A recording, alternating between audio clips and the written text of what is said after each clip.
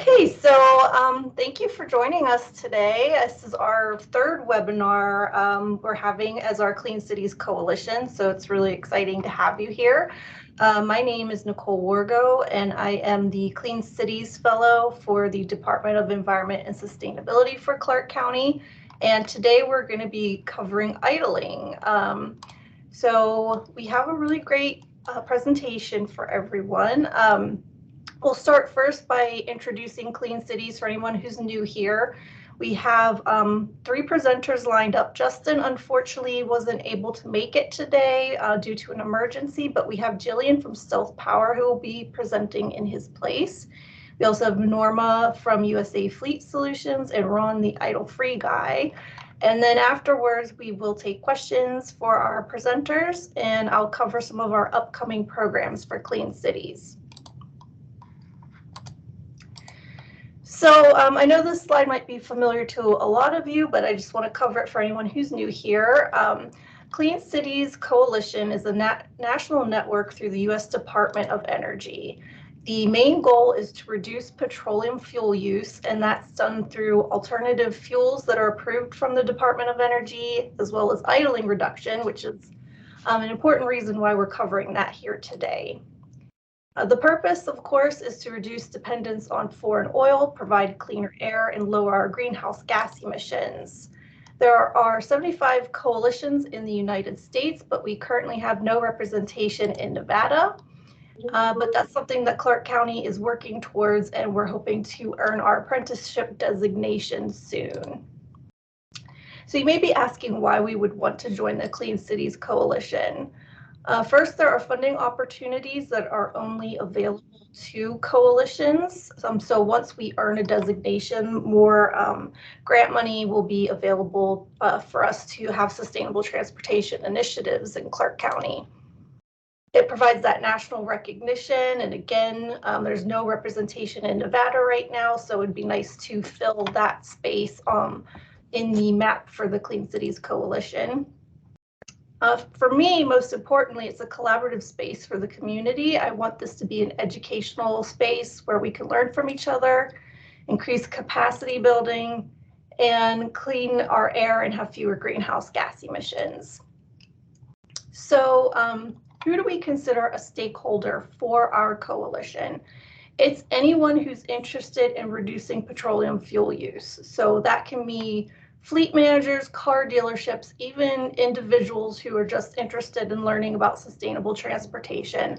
Our programming is open to everyone. You can participate by joining our quarterly stakeholder meetings. We actually have our next one next month in person, and I'll talk about that at the end of our program here. We have online programming like this. So we've had a couple educational programs already, and we have more lined up over the next couple months. We'll be doing some in-person events like ride and drives. You can join a working group. We don't have any just yet. We're going to be forming those soon, but you could participate in those. And there's opportunities to support, present, and host during our programs and meetings. So if you want to learn more, you can email me at this address here. If you scan this QR code, it'll take you to our website, or you can Google Clark County Clean Cities Coalition. It's a really long URL, so Googling it's the most effective way, or using this QR code. But let me get out of my presentation here, and we will let Jillian present.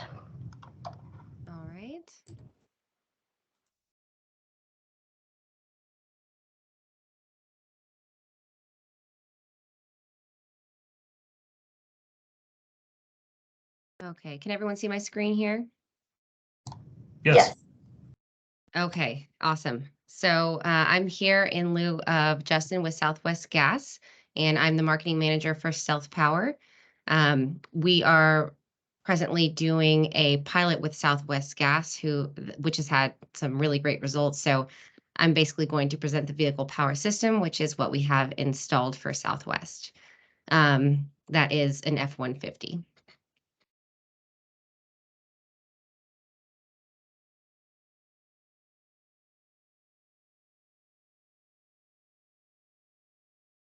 Oh, my apologies.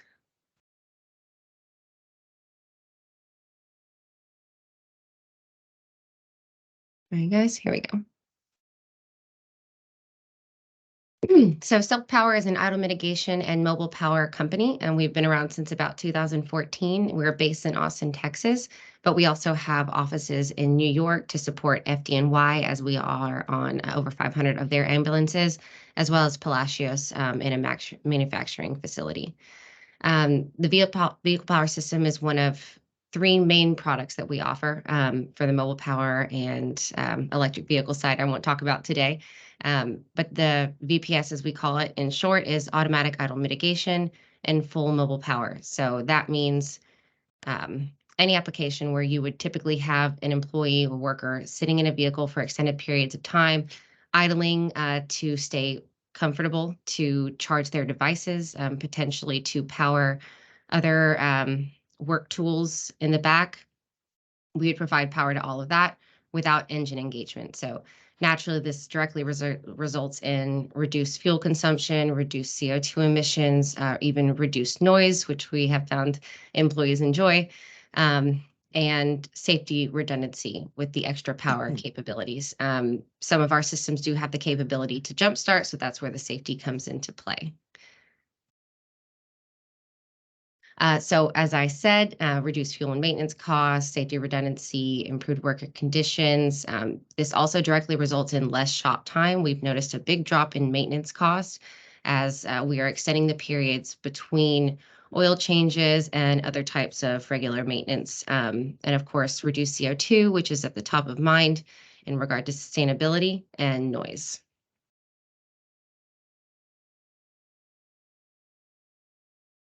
If you're not familiar with idle mitigation, this kind of gives you a little bit of an overview of how much fuel you can really save in a matter of 1 hour. Now, these vehicles are under load, which is the typical environment for a work truck. So that's 1 to 2.5 gallons of fuel, up to $1.32 in daily maintenance costs, 19 to 22.4 pounds of CO2, and 20 to 50 ghost miles. So obviously multiplied over an entire fleet, over months up to a year, you start to see those savings really build and build. We especially like to do the projections that go out, beyond just whenever you're meeting ROI, which is typically 8 months, but up to 5 years, which is a conservative estimate for about how long these idle mitigation and power systems will last. If you're renewing your fleet, you can even transfer them to other vehicles. But once you're past ROI, that is really all just, putting you in the green.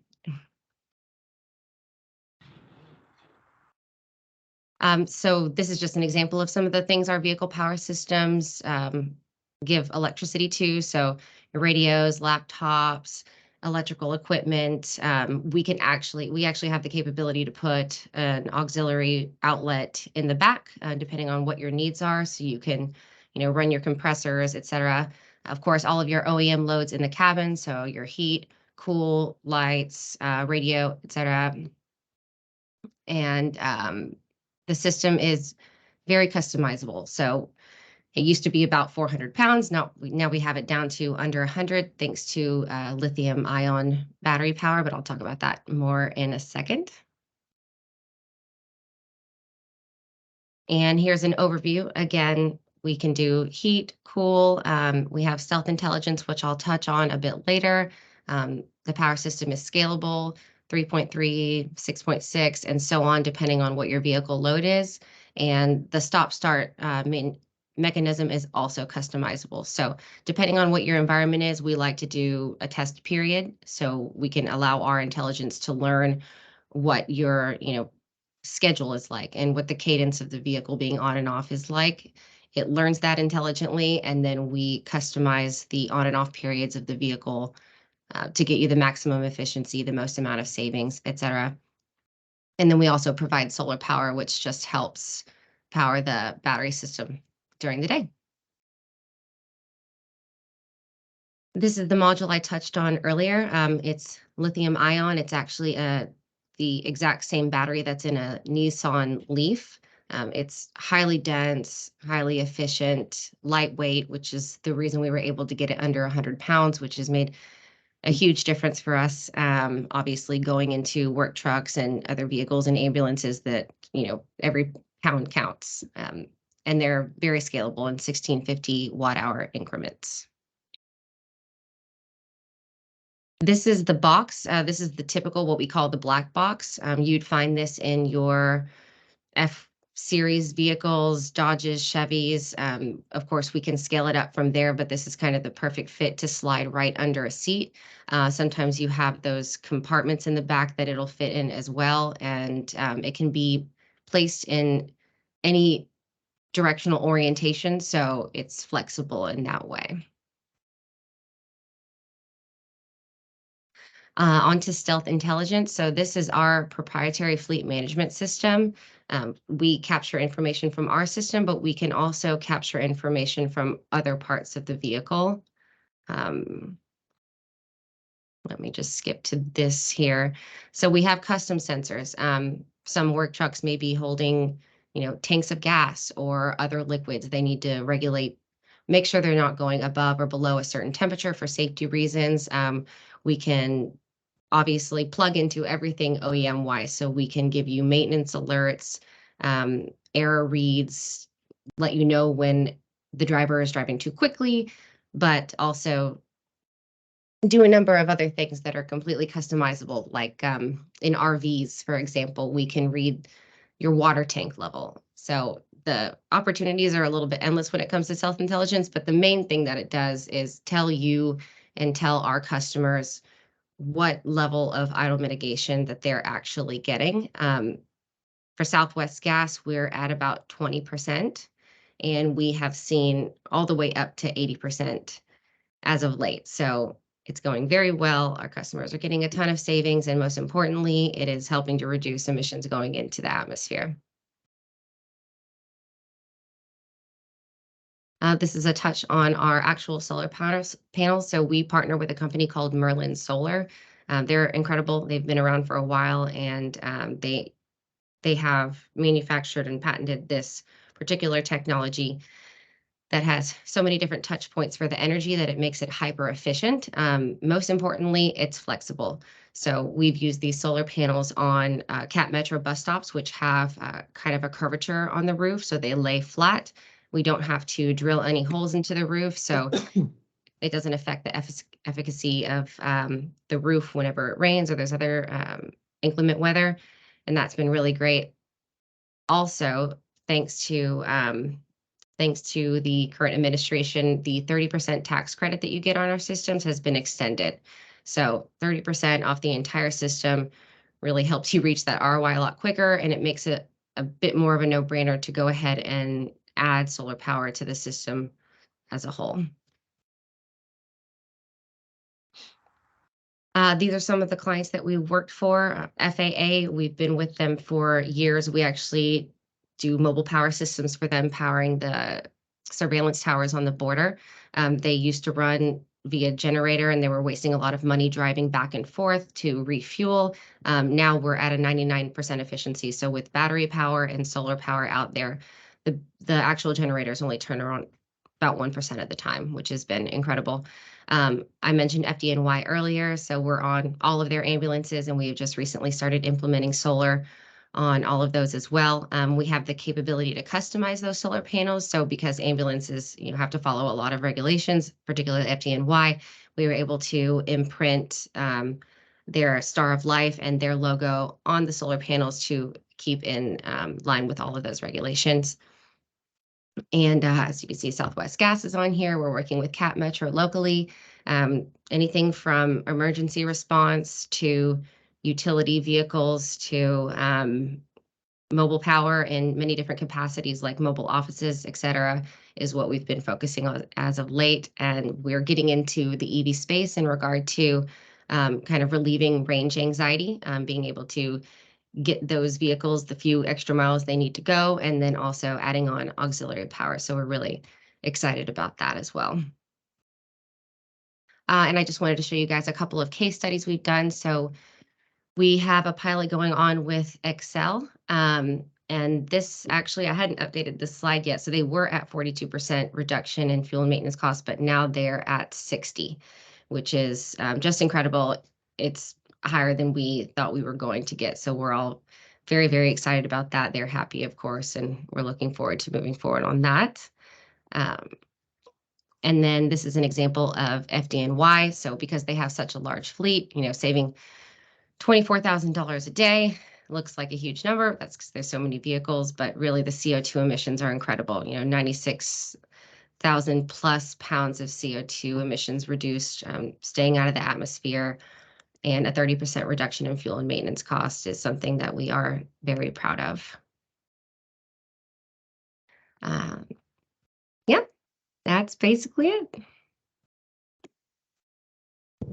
Let me stop sharing my screen here.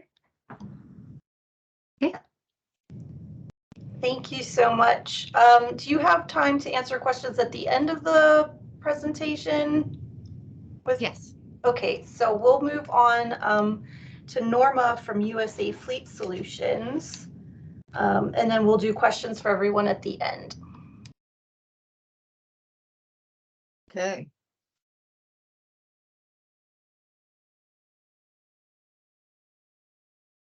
Let me see where my share is.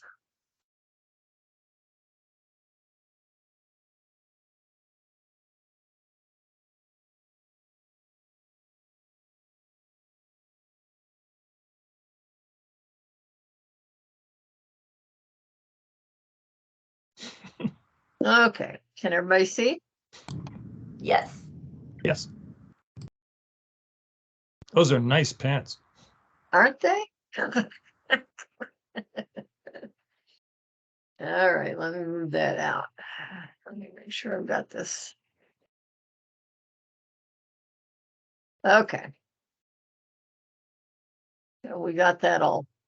I'm Norma, USA Fleet Solutions. My background, I had 24 years in the fuel industry, and what I worked on was helping people control their fuel cost, and that included just talking about idle time, but I couldn't do anything real seriously about it until I moved over to Fleet Solutions and was able to see what I was doing. So I was nicknamed the idle queen of our company when I first started, and that was because of my idle time personally. So I had a 2006 Dodge Dakota 4-door, 4-wheel drive, 14 miles a gallon, past everything but a gas station. And it was kind of bugging me. So I started looking into it as soon as I got on board with Fleet Solutions, and started looking at where I was idling and what I was doing. And our tagline is, you can only manage what you can see and measure. What I found out was I was idling over 55% of the time. 55% of the time that engine was on, I was idling. And then I dug deeper and I found out where I was idling and when I was idling. And it was an aha moment for me. And I bring this to you, not just for you and your agency, your company, but for you personally and for your employees. This is where it really rubber hits the road. I changed one behavior, and I increased my miles per gallon to 19. And that one behavior was idling, sitting in my car, talking on my cell phone. My whole idle issue was I was sitting there idling, talking on my cell phone. So I'd be in the driveway just before I left, or I'd be in my driveway just as I got home, or I'd be in the driveway at the restaurant I was getting ready to go into, or the grocery store, but it was idling, talking on my cell phone. That was the one behavior. And so small little things can make a difference. The other thing, and this is just something I think is good to write down and to remember, you can only manage what you can see and measure. And so that is one of the key defining things that we talk about when we're talking with fleets. I put some figures together, and I got these based upon calculations from fueleconomy.gov. And I wanted to talk to you personally about how much money you can personally save in your pocketbook right now. So I took just a figure I think is pretty accurate in today's world. Norma? $4. Yeah. Sorry, did you move your slides? Because we're still seeing the first slide. Is that better? Yep, thank you. Okay, I'm going to move it on this side instead of that side.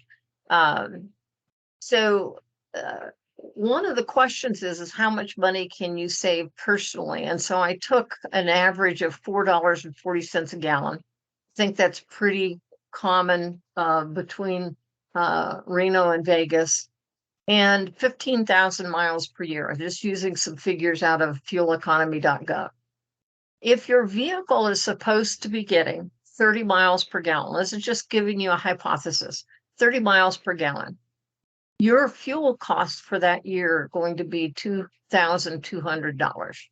Your 5-year fuel costs are going to be $11,000. That's based on 30 miles per gallon.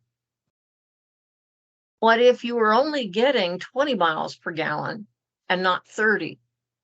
Your fuel cost would go up to $3,300 per year, and your 5-year fuel cost would go up to $16,500. At 25 miles per gallon, let's just say you inch it up and you don't do a drastic change. Again, your miles per gallon, you're going to be at 2640 and things like that.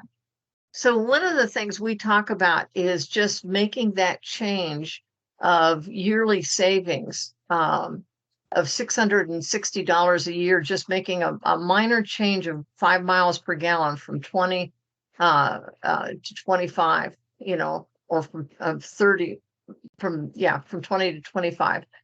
And then times that by how many vehicles you have in your household.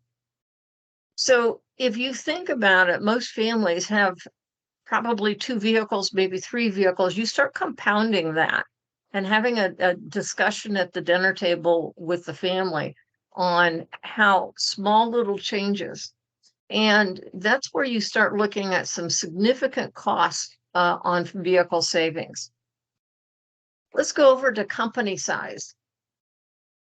Some of the people in this call have 1,000 vehicles or more. If you just did a 5 mile per gallon savings by changing small behaviors, this is without adding any equipment costs, this is without doing anything whatsoever other than an initiative to turn the engine off when you're talking on your cell phone, and not idling in the yard, those kinds of things. It doesn't take much to get here. A 1-year savings on 1,000 vehicles is $660,000. And a 5-year savings is $3.3 million. That's with just a 5 mile per gallon savings. And if you've got 500 vehicles, which I know several people on the call have, you're looking at a yearly savings of $330,000 and a 5-year savings of $1.65 million. And a small fleet, let's just say you're a small fleet, 100 vehicles. Your yearly savings is $66,000 and your 5-year savings $330,000. This is just shaving your idle time. This is not drastic things that you're doing, but this is possible. This is very doable, and you don't have to add any equipment. You don't have to do anything. You just have to have an initiative. And I think that the best way to take the initiative is to take it back to their personal pocketbook and explain how this will help them put money back in their pocket also. So I find that makes a big difference. Example, we have Carlos was with a large city in Southern California who's very regimented on tracking his fuel. And I challenged him in front of the rest of his supervisors because he was teasing me saying, Norma, idle doesn't make any difference. It's not that big of a deal. And I just said, just try it 1 month. 30 days later, he was saving $100 a month personally just by shutting the car off when he was talking on the cell phone. Now, and that was back when fuel was like $2.50 a gallon. So consider where that is today. And I said, I take it you'll probably have a little family talk about idling when you get home. This is an example of a large fleet out of NAFA, National Association of Fleet Managers.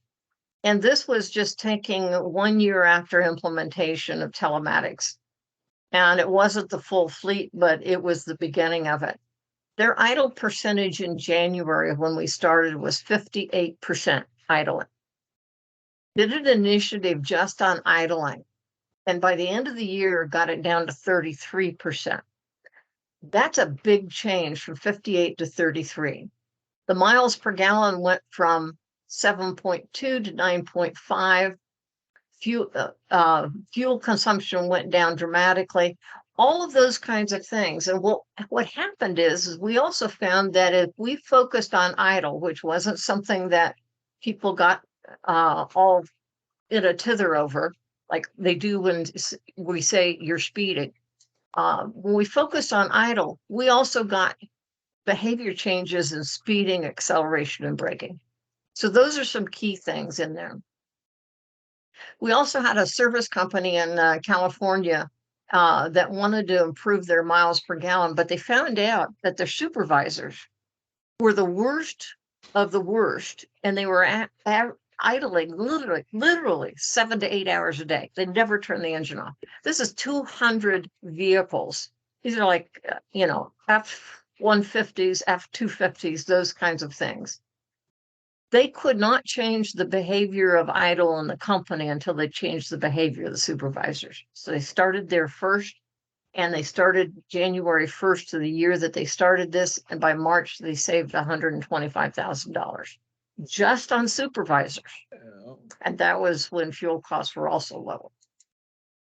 Some of the attributions following in this, these are the different things that I got these figures from that you're going to see. This is the automotive fleet says fuel can take up to 60% of fleet operating costs. And that was a couple of years ago. So I think that's actually gone up. But these are the things to stop unnecessary idling. It's things that you can change certain small behaviors and get a big benefit at the end. And looking for those opportunities, looking for things like idling in the fleet yard in the morning or the afternoon, and looking for those long idles. That's one of the things that really makes a difference. Also wanted to show too a couple other things to minimize fuel consumption. I believe the best alternative fuel that there is out there today is the fuel we don't use because we've changed our behavior. If we change our behavior, why do we wait 10 years to get all of the electric vehicle and all of that kind of stuff? And it's great. 10 years from now, we're going to be all there.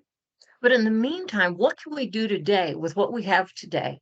We can make a change today on our environment and on our fuel costs and just a variety of things. But these are other things that take into account in terms of aggressive driving can increase your fuel consumption dramatically. And this is one of the things that we went into and looked at is based on every 5 miles per hour over 50, it adds 36 cents per gallon to your cost of fuel. And I looked at what it cost if I went 85 miles an hour to Winnemucca, Nevada, took 1 hour and 56 minutes. If I went 70 miles an hour, it was 2 hours and 21 minutes. My fuel cost at 85 was $81. My fuel cost at 70 was 55. So think about timesing that by how many trips you make and how many trucks you've got. And you can see the cost of getting there 25 minutes sooner is costing you a lot of money. This is one of the things in our Geotab Fleet Solutions system is to be able to track idle percentage. And this was a company that that was idling 55% of the time previously, and within a couple of weeks we got them down to 47% because we put a focus on idle. And by the way, they also got a reduction in their speeds too. Now, talking about speed, it's a local construction company here in Reno. When we started, their average miles per gallon, these are big rock hauling trucks, was 1.7. And we just said to them, you can only manage what you can see and measure. The fully loaded rock trucks were going 75 miles an hour average when they were on the highway when we first started. We asked them to play with us for a little bit and just kind of just give us a little chance. Let's just do an experiment. So they dropped it down to 70. We finally got them down to 65 miles an hour, which in technicality was still over the limit. But we changed that 10 miles per gallon. Because of what we did, we changed their miles per gallon from 1.7 to 3.2. That was just changing speed from 75, which is way too fast for a fully loaded rock truck, down to 65. It saved almost half their fuel costs. And that was back when fuel was $2.50 a gallon. So it gives you kind of an idea in terms of what are the things that we can do right now, and how can we change and just shave our idle time and change our behavior. Just a little bit of behavior change, and I will guarantee you'll put money back in your pocket and you can see savings like that, and you don't have to pay for anything other than an initiative and a desire to change. So that's kind of gives you an idea. And I'll be around at the end for questions and answers also. Thank you so much, Norma. That was a great presentation. And then last but not least, we have Ron, the idle-free guy. And I think Sam will be pulling up the slides for him. Yep, give me 1 second.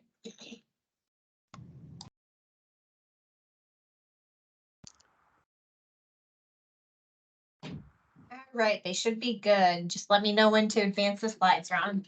Great. Thank you. Thanks, Norma. Great presentation. And with the last name Zima, I'm used to going last, by the way. Anyways, if you want to flip that to the next slide, Sam, that'd be great. So this began as an idle reduction campaign at my kids' elementary school some 15 years ago, back in the day when I, like Norma, was a heavy idler myself. And my idling habit and the idling habit, the epidemic really around North America was completely invisible to me. And it is to most people. The fact is that the air that our kids breathe around our public schools is some of the dirtiest air our kids have to breathe in their lifetimes because of all the idling that we do, like I used to do, unconsciously outside of schools. And today, all of our research and insights on how to flip driver beliefs and behavior around idling an engine, any engine, has evolved into industry's idle reduction behavior modification program. It is now possible to effectively coach thousands of drivers across an organization, across a city, a state, or a province with our content and our lessons on our e-learning management system. Now, in this presentation, I'm going to provide the behavioral roadmap to building a long-term idle reduction fleet culture. We're going to explore 3 universal values that we share as drivers relative to the impact of our unconscious idling behavior. How to engage these values to transform driver idling beliefs and behaviors, and how to build a broader idle reduction culture by promoting these 3 values. But before we get into the psychology, I want to like Norma, get into some numbers. Sam, if you could flip to the next slide, please. So my presentation has three parts: the numbers, the psychology, and how to get drivers to really care about idling. And those who've seen the data, and we've just seen some, know that it is a really big deal. And here's our official position at my company, Go Green Communications. Quote, idle reduction from driver behavior modification is the biggest cost and carbon reduction opportunity for fleet operators in the US and Canada in all fleet sectors. 40% of engine hours are commonly spent on driver idling.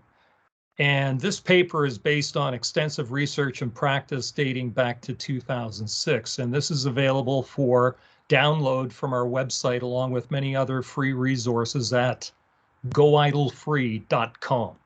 Sam, next slide, please. Now, there is a lot of folks who haven't seen the data. At least 70% of fleet operators on the vocational side, and I make a distinction between Class 8 trucking and vocational fleets, which is really what we're talking about here for a large part. So the municipal agencies, utilities, these operators are largely unaware of the enormous cost reduction opportunity. And that's because about 70% of operators aren't looking at the numbers. If you can't see it, you can't measure it. They haven't got time or resources. In many cases where the data is available, they haven't got the time or the resources to actually make sense of their idling data. Now, here's where I urge everyone in management to have a good look at your data on idling, not just because of the enormous cost in fuel, but those horrendous downstream costs that we see listed here. For starters, idling in park puts out a tremendous amount of carbon and toxic air pollution, as you can see. Sam, the next slide, please. Now, this is an example of the numbers. This is a real world, what we call it Go Green, an idle reduction opportunity assessment. This is a real world utility fleet in the US. You can see the price of fuel, and this is the opportunity that we're talking about circled on the pie chart. It's not the power takeoff. It's not the induced idle in traffic. This is the idling by choice, where we either get the driver to care or they just continue on. It's either do nothing or, hey, get the drivers to care. You get the drivers to care, it's really possible to do some amazing things. So the fuel reduction cost from this idle reduction opportunity assessment, so if we were to reduce just the 50% of addressable driver idling in this fleet of close to 2,500 vehicles, you can see that we're talking about 5.2 million over the course of 2 years, which is, in our estimation, what it takes to build the foundation of a fleet-wide idle reduction culture. Just a medium reduction of 40%, close to 4 million, a low 30%, close to 3 million. And then take a look at how intensive this is in CO2, with a reduction of 50%, which we see as highly, in fact, we've done it in the marketplace, a reduction of 50% of idle. In this case, over 8,000 tons of carbon, over 4,000 tons of carbon per year. Next slide, please, Sam.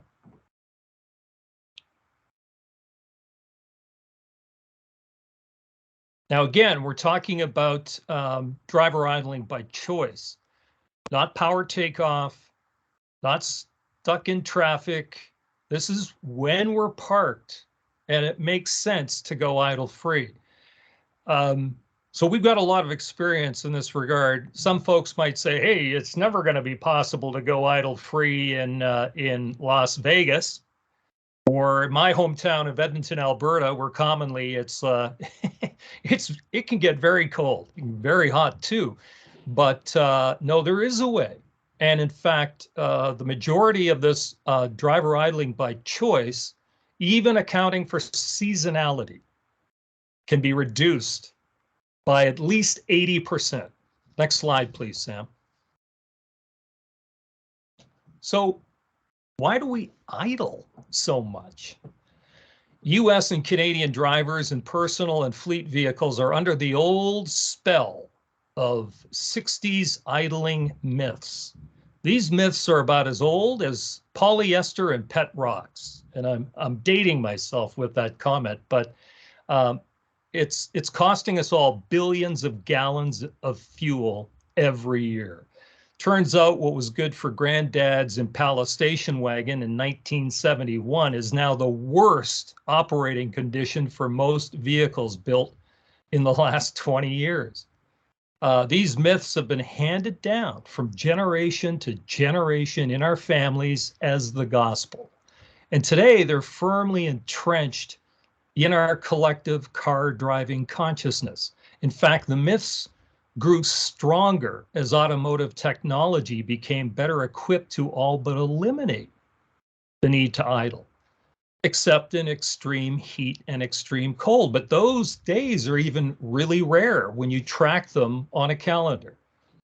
But original equipment manufacturers forgot to update us all on how well their vehicles have been engineered to help eliminate the need for most idling. Who knew? I certainly didn't when I was clocking, some 250 engine hours a year with my old idle habit.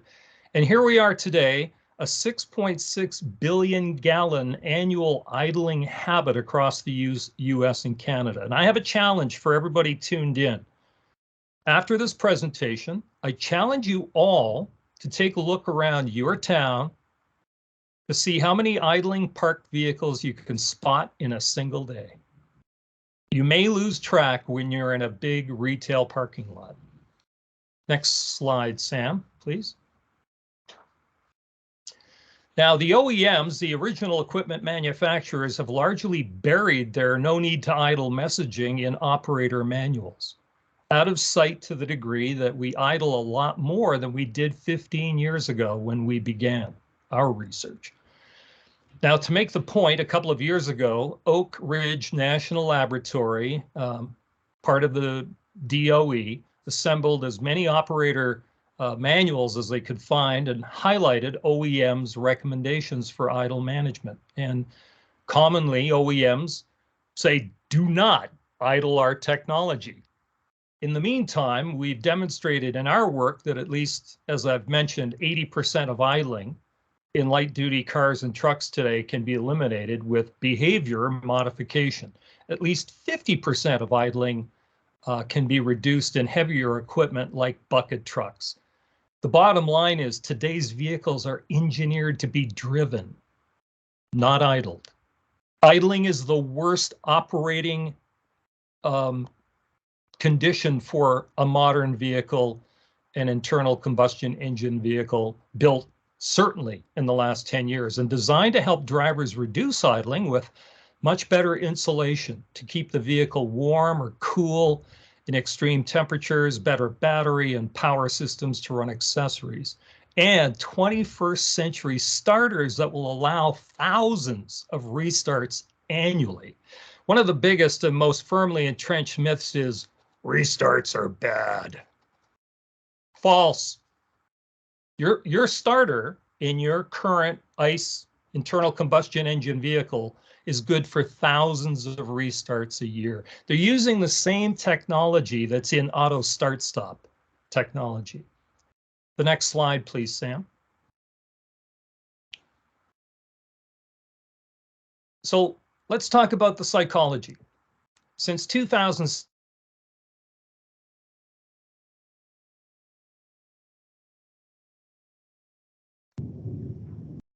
Did we lose Ron?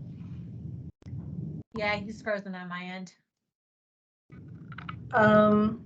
Let's give him 1 minute here, see if he comes back on, and I'll try emailing him.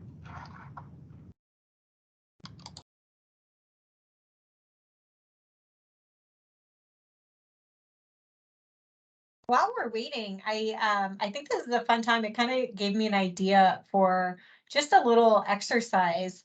Like maybe we all can think about the ways that we can idle less.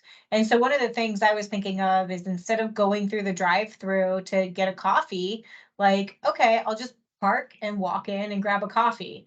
And I feel like the inside lines are shorter anyway. Oh, look, Ron's coming back. So if you guys have ideas like that, go ahead and plop them in the chat. I think that'll be fun.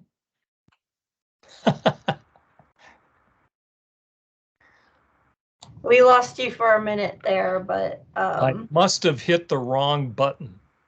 no, I'm that's sure fine. glad I don't work in a missile silo. Oh. Okay, I don't know what happened there. But anyway, where was I? Okay, talking about the psychology.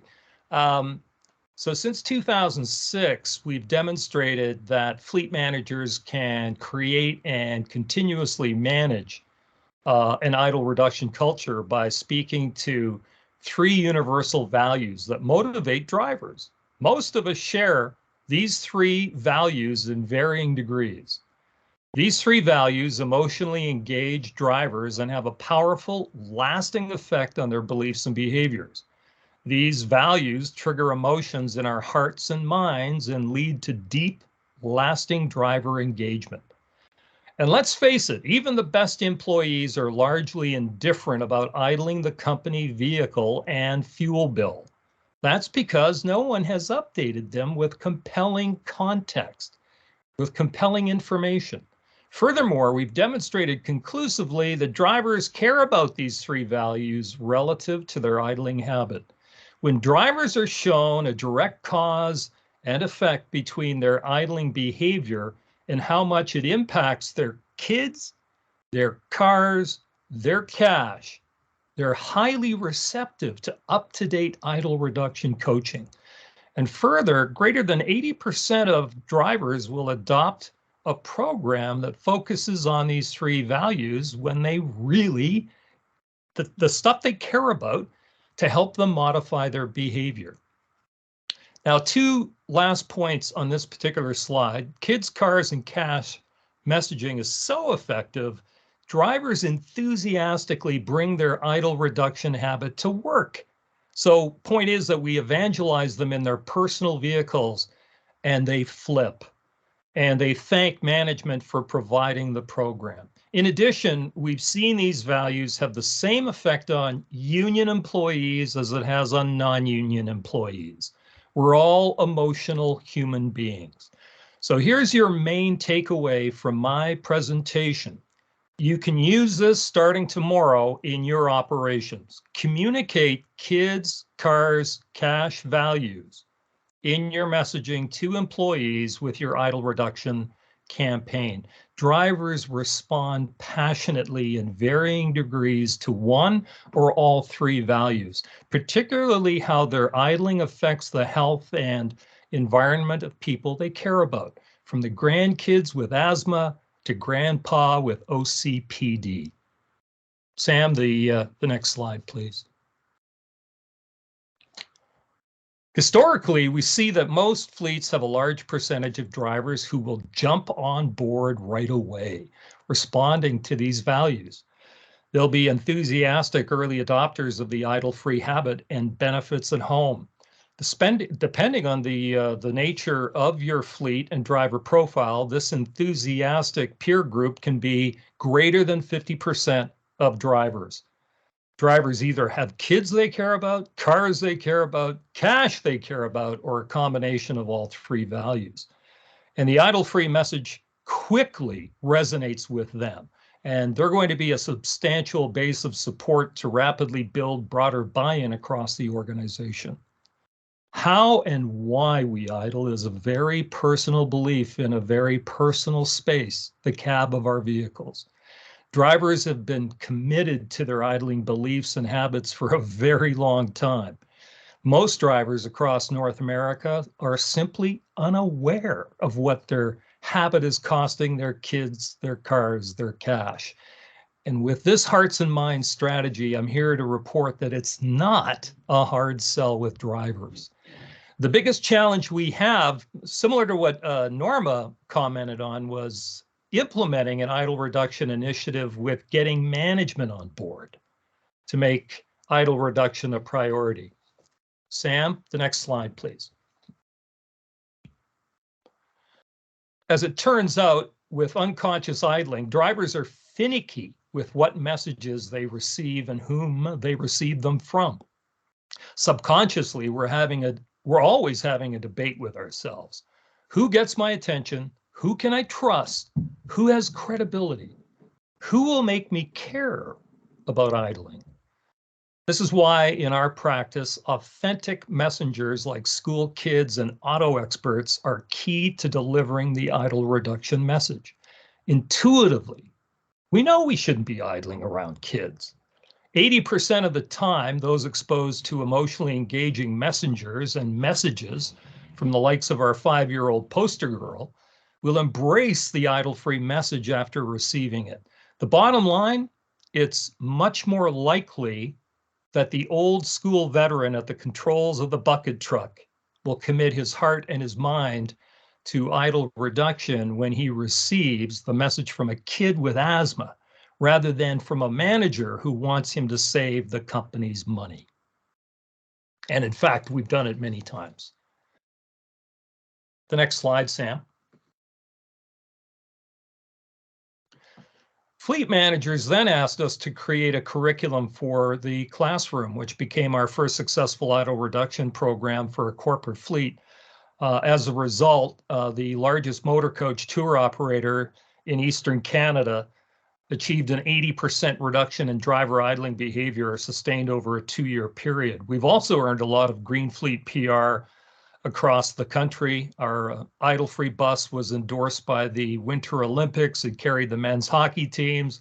And thanks to continuous improvement in a feedback loop with the market, the classroom curriculum has gotten better and better and was implemented at a major seaport with their ground services fleet. It resulted in a 40% reduction in driver idling behavior in 4 months. And in one of the harshest, coldest winters in memory, and this was in a fully unionized shop, drivers just love the program. Soon after this last accomplishment, we realized that if we were going to help as many fleet operators around the US and Canada as we could, we had to get the program and the certification process online. In our first test of the e-learning with an interstate California bus fleet based in Sacramento, we provided the online coaching to 25 drivers, many of whom took the program on their phones during breaks. We had a similar sized control group.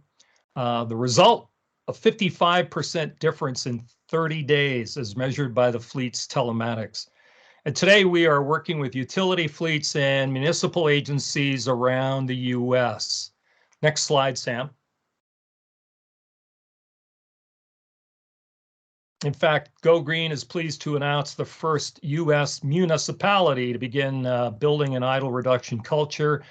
And we see this as a template for other organizations to follow Rowley's significant leadership in terms of organization of stakeholders, the procurement process, and the training and continuous management of the program. Typically, government fleet agency operations have very, very high rates of idle. The payback for our program is going to be a fraction of what the city is spending on fuel and downstream costs now.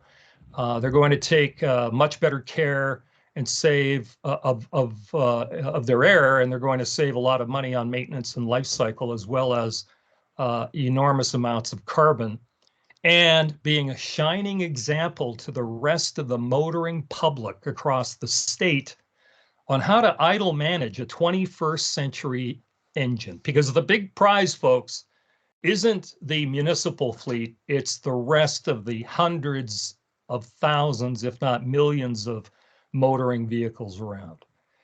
Next slide, Sam. If you'd like to get in touch, please do so at this email address. Would love to hear from you. And on the next slide there, Sam, our website at goidlefree.com is a wealth of information, case studies, free downloads, the latest edition of Idle Free Guy Media, which includes research and much of what you need to know on how to win the hearts and minds of drivers to transform their unconscious 60s idling beliefs and behaviors in 21st century fleet assets and equipment, which generally can't stand much idle time at all. Thank you. That's my presentation. Thank you so much, Ron. That was great. Sorry for the dropout there. Oh no, it was only not even a minute, so it was fine. Let me just pull up one quick slide here. So we're going to start our questions. I just want to let everyone know we must be respectful during this time. Raise your hand and wait to be called on. At the top of your screen, there's a raise hand button, or you could ask your question in the chat. And we'll take one question per person, and so everyone can have a turn. And if time allows, we'll take additional questions from people. So let me just stop sharing really quick. And I think I saw, well, first, actually, I wanted to see a show of hands. Does anyone here think that they have a lot of opportunity to reduce idling either personally or for their fleet? And did you find these topics interesting? So we've got some hands going up right now. I know that I definitely have spent time talking on the phone while the car is running. So there's always an opportunity to reduce your idling time and saving emissions and greenhouse gases. So I did see one question in the chat earlier. It's from Joanne, and it says, gas-powered hybrid vehicles generally don't have idling emissions. Are these vehicles included in the list of alternative fuels promoted? So I have a link pulled up and I'll put it in the chat, but our alternative fuels for clean cities include biodiesel, electricity, ethanol, hydrogen, natural gas, propane, and renewable diesel. And that's one way that the Clean Cities Coalition tries to reduce petroleum fuel use. And the second way we try to reduce petroleum fuels is through idling, which we're covering here. So I hope that answers your question, Joanne. And then we have Lorna, similar to Keep It Clean, Be Idle Free, our cleanair.com program in Washoe County. Is Clark County starting a similar program? So we're trying to join the Clean Cities Coalition, which is from the U.S. Department of Energy, and one of their initiatives is to be idle free. So it's something we'll be promoting. I don't know if we'll have particular program around just idling, but it's something we'll be promoting with our coalition. But thank you for your question. Does anyone else want to raise their hand and have a question for Jillian, Norma, or Ron?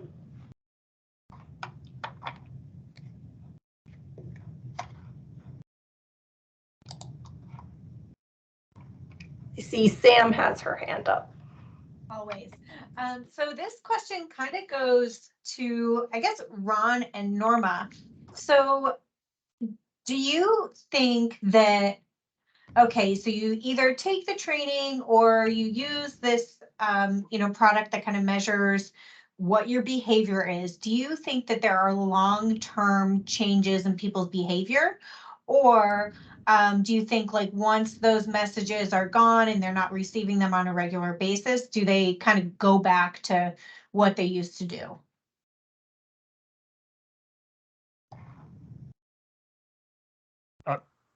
I can, ladies first, always. All right, microphone on. I think it's a combination of those kinds of things. One of the things that Ron's program does is it's a way to incentivize and to take it to a whole fleet in a very good format, and he's using the same emotional message that I am in terms of taking, looking at our personal responsibility and our personal pocketbook and things like that. The one thing that the telematics system can do for you is show you that you can maintain it, so that you can see that the maintaining of your idle reduction. And one of the things that we put together that was not out of the can in our program at Geotab was to do a 12-month rolling summary of idle time. The other is that we could also look at idle times, anything over 60 minutes, and focus on those first, and then anything over 30 minutes, and then anything, you could do those kinds of things, but you'll see where they are. And again, you can only manage what you can see and measure. And I did have a fleet who did change their behavior several years ago. And when they stopped looking at it on a regular basis, they went back to their old habits. And so those are the kinds of things that we see, is that you're right. If you don't continue to maintain some visualization of the status of things, it will eventually go back to old behaviors. Hopefully they won't do that to their personal pocketbook. I learned my lesson. From my perspective, I would say that great question, Sam. We call it regression. So falling backwards. Yes, that can happen. However, based on our experience, which is considerable now over many years across the US and Canada, we're finding that when you emotionally engage drivers, especially on these three values, it is very sticky, very, very sticky. And many of them become idle, reduced for life. But I would say that in a driver pool setting, in a large fleet where there's many different personality and style types, that absolutely, to Norma's point, that's where telematics and continuous management of the initiative is important. And it's important because yeah, you really want to measure, besides tapping into Kids Cars Cash, when you tap into the competitive nature of employees who go, hey, and you make it, you gamify it. There's a lot of talk around the word gamification these days, and rightfully so, because we are very competitive in spirit. So, and when you can do that with we have something called Idle Free Manager Predictive Analytics, which will sit on top of the Geotab USA Fleet solution, and do that automatically over any size fleet. So, but great question. It looks like we have a question from Aniva in the chat. With the use of the stealth power system, would that mitigate some of the issues of having to change human behavior? Yes, but I think these two things go hand in hand, to be honest, especially when it comes to changing the behavior of your everyday person versus fleet vehicle drivers. We do find that it can be difficult to implement behavior change in a very large fleet whenever they are sort of stuck in their ways. We've even found them to be a little bit anti-idle mitigation system and trying to find ways to unplug it, So we're working around that. But once they see the benefits and they see that it's totally hands-off, they don't have to take any action, and that kind of is a shortcut for us. So yeah, any way you're reducing idling is a good way. And a follow-up for Jillian from Marina, what is the RI for investing into technology you provide? Yeah, you typically reach ROI in 18 months. We've seen it be as low as 6 months. We've seen it be as high as 4 years.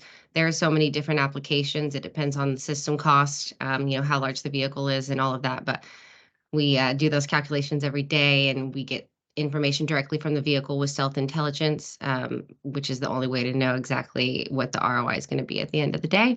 But on average is 18 months, and then you get another 3.5 years at the very least of savings after that. In our case, it's well below, well, it's at least 12 months and below that. Because our whole process, behavioral science, everything is packed into service as a software. So it's a SaaS model, and yeah, but we are reliant. It's good to have a good fuel management system and or telematics to help you measure. But in terms of what we provide, this is a huge payback in a very short period of time. And in fact, within the 12 months, our program is completely paid for 2 years.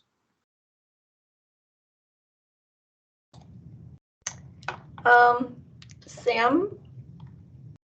Forgive me if I missed this and one of you covered it. I have been multitasking with letting people in and moving slides around and everything like that. So, is there data on the difference in wear and tear on a vehicle who idles on a regular basis versus a vehicle who doesn't idle that often? And or is there less maintenance on those vehicles that idle less?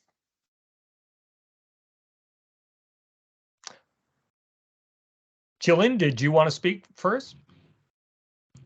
Or your mic is off. I don't have numbers on hand to specifically to the first half of the question, but the answer is absolutely less. Yes, if you are idling less, you are reducing your maintenance, because many of those maintenance, that upkeep that you have to do is directly related to the engine being turned on. In fact, I was just working on a graphic, an infographic this afternoon before this, and for some of our affiliates, and it is we're documenting the downstream costs. You saw part of that in one of my slides, and basically it is mind blowing. It is absolutely mind blowing. So we know now for a fact that cost of ownership, which is the term used for everything that goes into operating a vehicle in a fleet. So the cost outside of fuel. So the cost of ownership, every mile, every hour idled is the equivalent to 30 miles driven. You can then attach metrics to that. And every mile that's idled you can price that at between 15 and 30 cents. So for a fleet of 1,000, 2 hours of idle is 15 million added miles. You can start doing your preventative maintenance. You have to do 2 more preventative maintenances. You have to, and then the life cycle curve of the vehicle is flattened. So over time, what the municipal fleet agency thinks is selling at the end of its life cycle is worth something, is worth X. It's worth way less than that, thanks to all the heavy idling.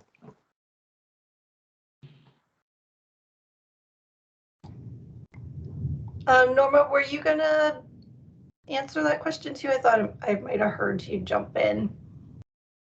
Yeah, I was just gonna let you, there is, just as Ron was saying, there are statistics out there about how much an idle hour relates to drive and wear and tear. So there are studies out there, and I don't have my hands on them right now. But yes, it does definitely affect the wear and tear on a vehicle. I've got a one fleet that does a lot of Ford F-50s, and Ford themselves have, because it's a high idle vehicle because of what it does, Ford has recommended that, or not even, I think went beyond recommended, that they needed to do their maintenance based upon engine hours and not based upon miles for the warranty.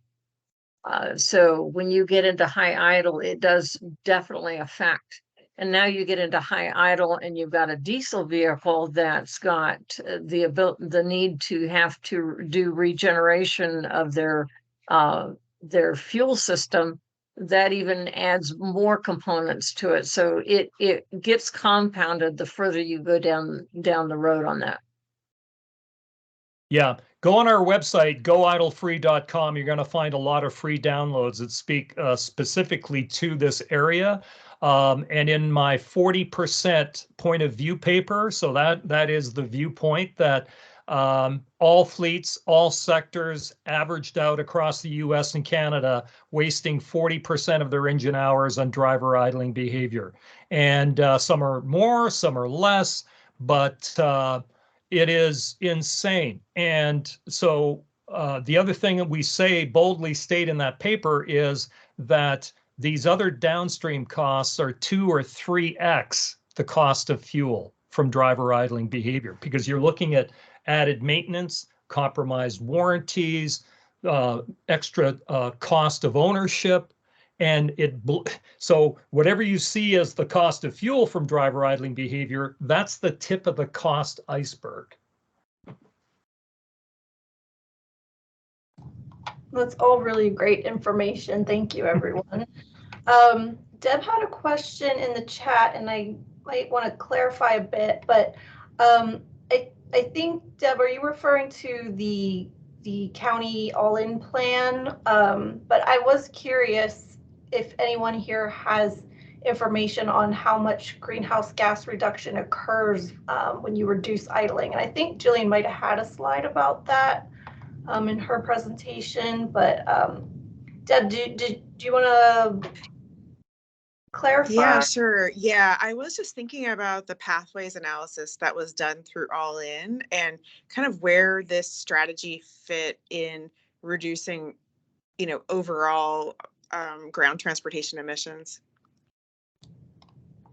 Sam, you can correct me if I'm wrong. I don't know if it included idling reduction in the reductions pathway. That was more switching to alternative fuel vehicles. Right. Yeah. So that pathways analysis was really looking at the strategy that we could do to create the most greenhouse gas emissions reductions by kind of one action. Okay. But one of the things that we did recognize, and I'm sure you remember, is that, all of our actions require education. So something like this would be included in our regional educational program so that people understand how much their behavior can really, impact our greenhouse gas emissions. No, I think it's great. I'm happy to share this information on with our RTC bus fleet folks too. The other thing I can add to that is one of the statistics that we provide through our telematic system is the greenhouse gas emissions. And so you can also see that as you reduce your idling, what does it do to your greenhouse gas emissions? You should be able to see, similar things, side by side. It's just, and again, picking on idle is the best place to start in a fleet for it changing driver behavior, because you get less pushback on idling. And as Ron has said, you get more heart connection with the reasons by kids and their vehicles and their cash. And so there's a lot of changes that can be taken care of through doing this. By the way, folks, I just want to jump in and say great resource that just popped into my head, and I should have thought of it before, but in terms of greenhouse gas emissions, just Google the EPA's equivalencies calculator. EPA equivalency calculator, you can very simply plug in whatever number of gallons of fuel, and you will come up with a pretty good forecast or an approximate amount of what those gallons of fuel burned equals as CO2. I just popped that into the chat for anyone who is interested in using that calculator. Thank you, Jillian. I see that you need to go, but thank you for stepping in at the last minute, and it was a great presentation. Thank you. Sorry, I gotta go pick up my son at daycare, but this was lovely. And have a good day, everyone. Thank you. Thanks, Jillian. Nice meeting you. Does anyone else have any questions?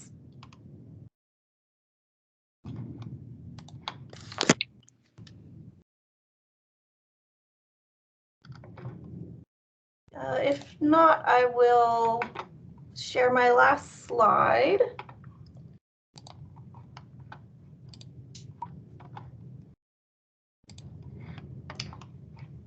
Okay, can you see my slide here?